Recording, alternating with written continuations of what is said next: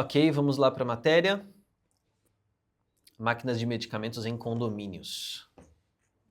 Matéria CRF do... aciona o Ministério Público. Pode descer lá para o texto, por gentileza. Vamos lá hoje. Eu estou aqui com a minha amiga Lupa, caso precise, mas vamos lá. Após realizar fiscalizações em municípios como São Paulo, Guarulhos, São Bernardo e Santo André, o CRF identificou máquinas automáticas de venda de medicamentos em condomínios. Agora não temos mais apenas os mercadinhos de condomínio, parece que a coisa está tomando um caminho diferente. As informações são da Veja São Paulo. De acordo com a entidade que acionou o Ministério Público do Estado de São Paulo, a prática permite a compra irrestrita de medicamentos nas áreas comuns dos prédios, sem verificação de idade, controle de quantidade adquirido ou presença de um farmacêutico. Aqui o negócio fica um pouco polêmico. Em sua denúncia, o Conselho ressaltou que o fácil acesso à automedicação sem qualquer controle representa um risco à saúde pública. A entidade também apontou possíveis violações ao Estatuto da Criança e do Adolescente e ao Instituto da Criança e do Adolescente Digital também, ao expor as crianças e adolescentes ao consumo indiscriminado de substâncias capazes de causar danos à saúde física e mental. Mencionado pela Luciana Caneto, mesmo medicamentos isentos de prescrição, que para nós aqui conhecemos um pouco mais, chamamos de MIPs ou OTCs, podem causar intoxicações, reações adversas graves, interações medicamentosas e até levar à morte quando usados de forma incorreta. Nenhum medicamento é isento de orientação. Vamos lá. A Anvisa é contrária à venda de medicamentos em condomínios. O CRF ainda reforçou que a legislação sanitária brasileira determina que a dispensação de medicamentos só pode ocorrer em estabelecimentos autorizados, como farmácias e drogarias, com assistência farmacêutica obrigatória. Mencionado também, a própria Anvisa já se manifestou formalmente contra a prática e reforça que máquinas automáticas não podem dispensar medicamentos. Que negócio sério isso. O Ministério instaurou o procedimento para ouvir as partes envolvidas, incluindo a empresa responsável pelas máquinas e os órgãos de vigilância sanitária, com o objetivo de apurar os fatos e adotar as medidas cabíveis. Seu Paulo, que negocinho complexo esse, hein? Não, não é complexo, na verdade é um certo absurdo. É polêmico demais. Não, isso. ele é absurdo porque ele revela a forma como a saúde muitas vezes é vista de uma maneira irresponsável, né? E isso a gente precisa discutir com certa seriedade, porque essas coisas, elas entram de mansinho e quando você vê, ela vai tomando forma. Quando você vê, ela já evoluiu, quando você vê, ela ganhou um certo volume. E isso não é uma coisa, tirando do contexto, obviamente, do mercadinho, de vender, de certa forma, medicamento nesses mercados de condomínio, e já vi algumas ideias de vending machine de medicamentos para serem colocados em locais públicos ou o que quer que seja. É importante a gente destacar que, geralmente, muitas dessas ideias novas, elas vêm a reboque de uma certa transgressão de normas que já existem. Okay. Isso já aconteceu em outros setores. Por exemplo, quando o Uber, como disrupção tecnológica, chegou no mercado, ele, de certa forma, atacou a regulação existente. E como é que eles fizeram? Eles atacaram a regulação existente, independente da legislação, eles proliferaram e, rápido, após essa proliferação, entraram com os lobbies necessários para tentar, e conseguiram, né, manter o negócio, porque aí eles conquistaram o quê? A opinião pública.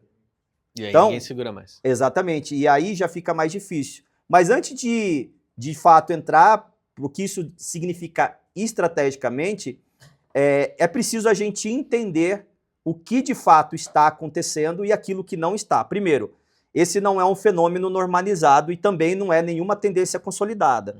Existem elementos que estão acontecendo nesse sentido, são movimentos recentes, obviamente repleto de muita contradição e que, de certa forma, os órgãos reguladores começaram a tomar uma iniciativa com relação a isso. Mas eu já vi casos, já vi relatos, né, desse tipo de situação de medicamento estar sendo disponibilizado em ambientes de condomínio já há algum tempo, já tem alguns anos que isso está acontecendo. Isso mostra também uma incapacidade das agências reguladoras de fiscalizar atos como esse. Né? Quem trata isso, essa questão do mini mercado, como algo totalmente factível, né? Eu acho que é uma questão a ser pensada e muito bem avaliada. Agora, o ponto que eu acho que a gente deve levar em consideração é o seguinte: a demanda que existe, né, por ter produtos, medicamentos próximo do consumidor, ela é legítima.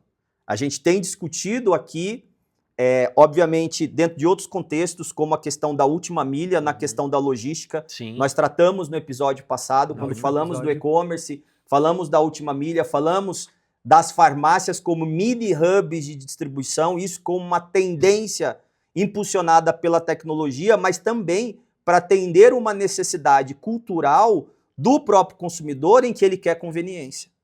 Okay. Então, em cima dessa conveniência, que é uma demanda legítima do consumidor, esses caras, eles percebem essa demanda e arrumam, obviamente, o que a gente pode chamar assim de um jeitinho de atender. Então, essa demanda, de fato, existe. Hoje, o varejo tradicional, sobretudo o farmacêutico, tem resolvido isso através da aceleração das entregas ultra rápidas, que é fazer o produto chegar com mais velocidade.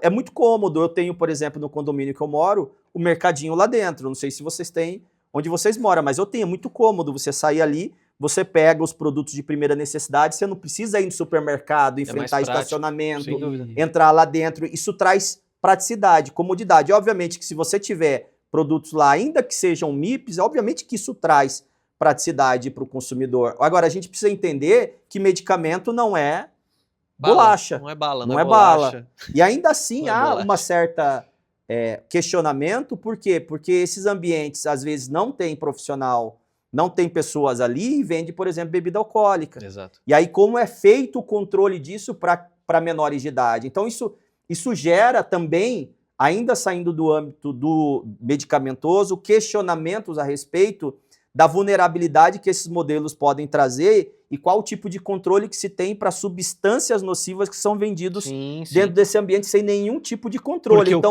o risco já existe. O risco já existe. Então você imagina disponibilizar medicamento. E a gente precisa entender que mesmo o medicamento, seja ele MIP, ele é medicamento. Eu sou farmacêutico, como todo bom farmacêutico, seja qualquer que seja o produto, ele, se utilizado de maneira indiscriminada, ele produz efeitos adversos e coloca a pessoa em risco. Agora você imagina vender esses produtos num ambiente desse e criança poder comprar, criança poder acessar. Sim. Então, é óbvio que nós estamos falando aqui de dois viés. O primeiro, o da conveniência. Obviamente existe uma demanda pela praticidade e às vezes o próprio consumidor não consegue discernir o risco daquilo que ele está fazendo. E nós temos o outro lado, que é o âmbito regulatório. E cabe, de fato, né, a Agência Nacional de Vigilância Sanitária, as agências reguladoras, fiscalizarem isso e realmente não permitir que situações como essas aconteçam. Assim como também tem sido muito debatido e discutido a questão da venda de medicamentos em ambientes online, como e-commerce, por exemplo, sem nenhum tipo de controle e fiscalização. Agora, a gente pode discutir a capacidade de se fiscalizar ou não, mas eu quero trazer aqui, Vinícius, Enzo, uma outra questão muito importante. É como outros países lidaram com isso. Eu acho que essa avaliação a partir da perspectiva de outros países, ela é tão relevante quanto, porque a gente vai olhar, exato, não é uma novidade.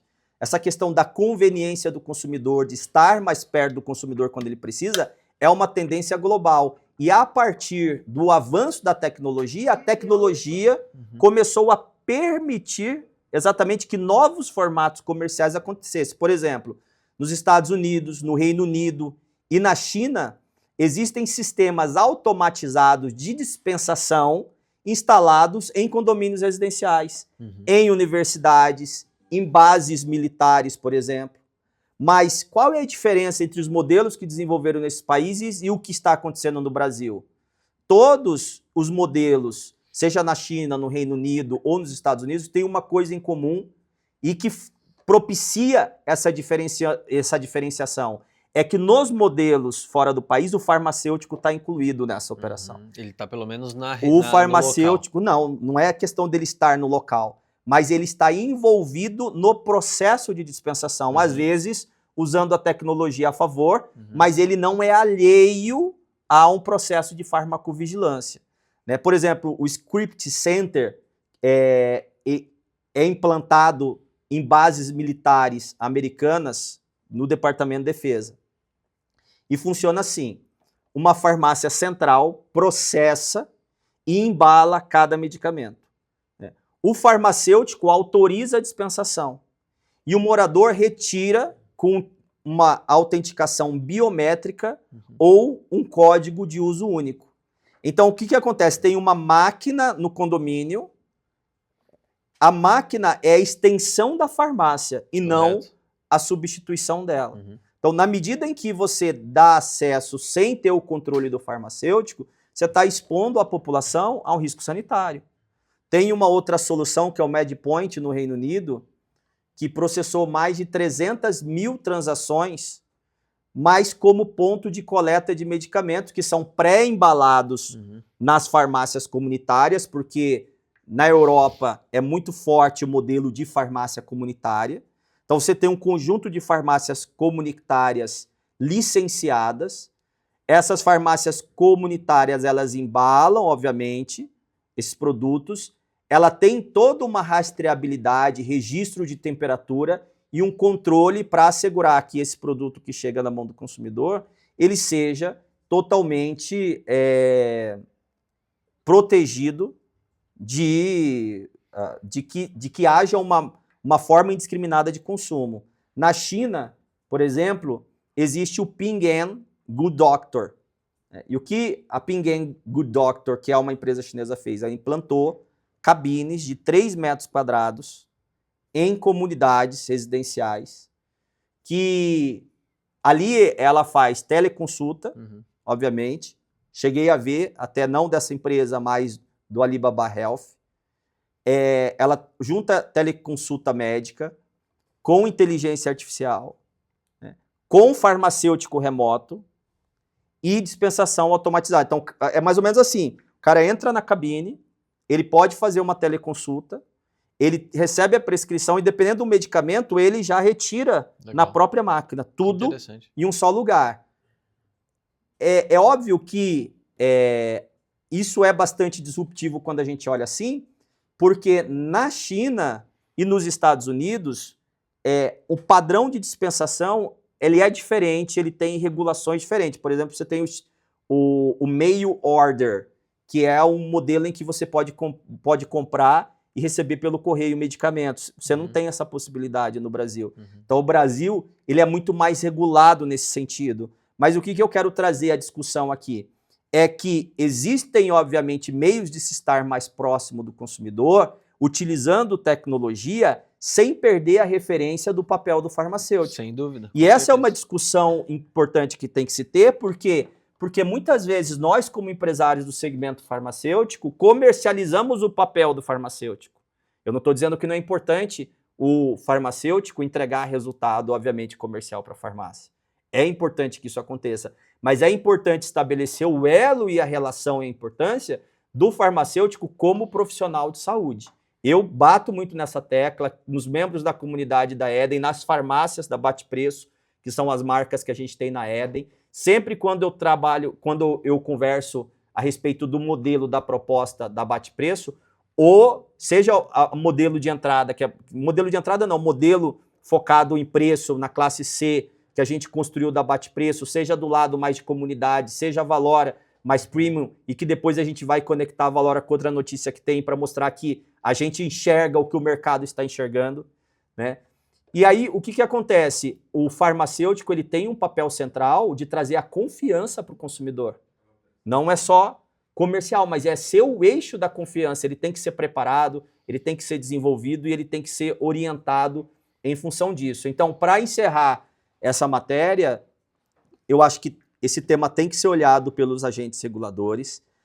Eu acho que as farmácias têm que, né, as entidades, associações, têm que denunciar, têm que pressionar isso, têm que pressionar. Assim como houve toda uma discussão acerca do supermercado e que depois regulou isso. Se a gente vai fazer algo semelhante, que seja regulado, que leve em consideração a tecnologia e que as farmácias tradicionais participem desse processo. E que mantenha a segurança também do consumidor, né? E só vai fazer isso utilizando as farmácias. Nós não precisamos de mais, porque o Brasil tem 95 mil farmácias, tem muita farmácia, a farmácia pode participar desse tipo, e as farmácias locais, as farmácias de bairro que estão lá perto do consumidor, pode ser um braço de soluções como essa, mas vinculado à farmácia e ao farmacêutico, não dessa forma banal, aleatória e descuidada que está sendo feito. Drop falou, do mic aqui. falou bonito. Meu Deus do céu. Agora, para mostrar um pouquinho o que o Paulo falou. Aqui, agora é saúde, não é Faria Lima, tá? É isso aí, não, um negócio seríssimo, Seríssimo. cara, é isso aí. Vamos ilustrar um pouquinho o que o Paulo falou daquelas máquinas da China. Olha que interessante. Solta, na tela. Sua pressão arterial, batimentos cardíacos, temperatura e com base em um banco de dados com mais de 300 milhões de consultas e aproximadamente 2.000 doenças diagnosticadas, ela vai chegar em uma conclusão. Ela irá te passar um diagnóstico junto a um tratamento que antes de qualquer aprovação é avaliado por um médico, que em caso de alguma condição mais grave você já é encaminhado direto para um hospital próximo, com cerca de 95% de precisão, otimizando cerca de 70% no tempo de atendimento e uma economia de 30% na área da saúde. Essas máquinas já são uma realidade na China, atendendo cerca de 15 mil pacientes todos os meses nas estações de metrô. As outras nações já estão estudando como conseguir implementar essa tecnologia em seus países também. Esse projeto não tem o intuito de substituir os médicos, mas conseguir concentrar as suas habilidades em questões mais sérias. E se você gosta desse tipo de conteúdo, segue esse perfil para não perder nenhum. Tem mais um. O Marcos, acho que a câmera tá me cortando aqui, eu tô vendo aqui, ó. Eu acho que é só esse... Será que é... Não, o negócio Não, é por causa daí. Aqui tá tranquilo. I'm sorry. Desculpa. Vamos lá, próximo. Pharmabox. Tem uma China, essa máquina de autosserviço dos Estados Unidos, onde você consegue comprar remédios que não precisam prescrição, gilete, espuma de barbear, band-aid, entre diversos outros, sem ter que ir numa farmácia. É só usar esse tablet, esse painel, colocar o item que você quiser no seu carrinho, você passa o cartão de crédito e aí a máquina despeja o item nessa caixinha que você coloca a mão e busca. Então deixa seu comentário e seu like. Aproveitando também, deixa seu comentário, e seu like também. Eu acho super legal quando a gente vê essas coisas. Até para quem é disruptivo, inovador, a gente sempre pensa em inovação aqui, muitas coisas que a gente faz, mas você tem que lembrar que quando você trata de medicamento, ele é um produto diferente de todos os outros bens de consumo.